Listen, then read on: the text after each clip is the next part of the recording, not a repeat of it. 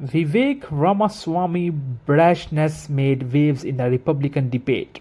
He did the same in biotech. The youngest candidate on Wednesday night debate stage did not make any friends among his fellow Republican presidential hopeful, questioning their morality, mocking their promises, and suggesting that he, by virtue of his experience in government, was ideally suited to solve nation problems. For Vivek Ramaswamy, it was familiar territory. Long before he was explaining perestroika to Mike Pence and congratulating Nikki Haley on future career in defense industry, Ramaswamy brought a similar brashness into biotech. In 2015, he was 29-year-old hedge fund manager fresh out of Yale Law School lecturing the trillion-dollar pharmaceutical industry and how it was going about the business of drug development all wrong.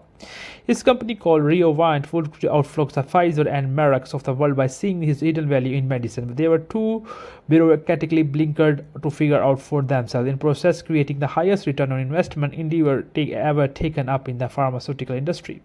And much like at Wednesday debate where Ramaswamy both met raucous cheers and occasionally had to shout out thundering boos, he proved too polarizing.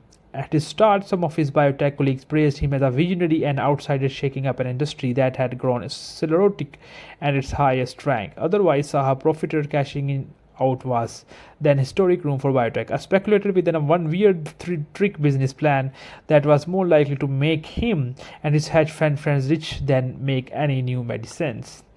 I know I run the risk of looking like a fool 2 or 3 years from now on Massachusetts Institute of Technology business professor in 2016, but this sounds like some people are being amazed. A year later, the first test of Ramaswamy boundless confidence ended in embarrassment when a disease treatment plucked from a pharmaceutical security failed in a closely watched clinical trial, raising $2 billion in value and lending credence to the notion that Riovant properly in revolutionary business model was too clever by half.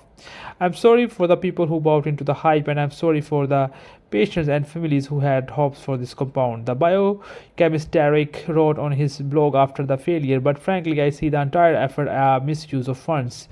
Researcher would have been better if it's of some amount of money has been applied to almost anywhere else in the field. The failure is challenging and humbling for me and deeply personal level. Ramaswamy wrote in a letter to imply, while it is personally difficult for me, that may not be a bad thing for our business. I will be sure to harness the sting if I feel now to double down on my efforts to ensure we will succeed as a company. I hope you guys like this video. Don't forget to subscribe to our channel. Thank you.